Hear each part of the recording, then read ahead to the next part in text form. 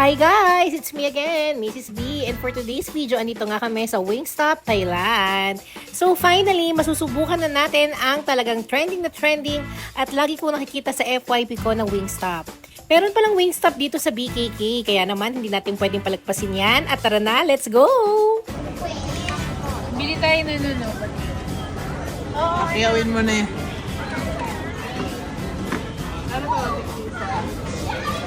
Habang papunta nga kami sa Wingstop, ito nga, nako, hinaharang kami dito sa Donkey ng mga masasarap na strawberry mochi. So, nandito kami ngayon sa BKK at susubukan namin ang Wingstop. Matagal ko na itong gustong tikman. Finally, makakakain na tayo. Dito yan sa MBK. Sakto, pagdating nga namin, medyo mahaba ang pila. Naku, pinipilahan pala talaga tong Wingstop. At buti na lang, ayan, nakapila na ang boys.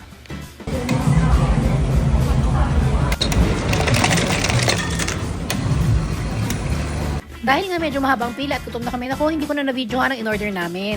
Pero sa pagkakaalala ko, ang in-order namin dyan is yung chicken fillet, tapos ang dressing is ranch.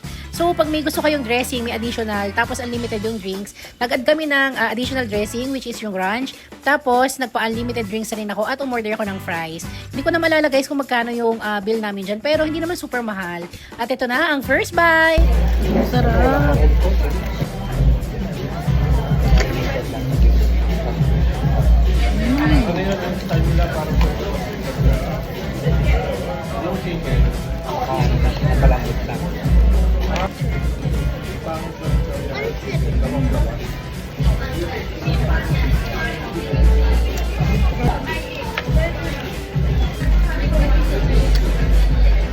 So, ito yung mango habanero. Bestseller daw nila.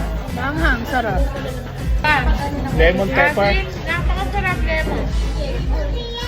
In fairness, masarap din to ha, maanghang. So kung gusto niyo ng maanghang, ito ang orderin nyo guys. Na-enjoy ko talaga tong Wingstop kasi mahilig talaga ako sa chicken. Munggo, no? Para, parang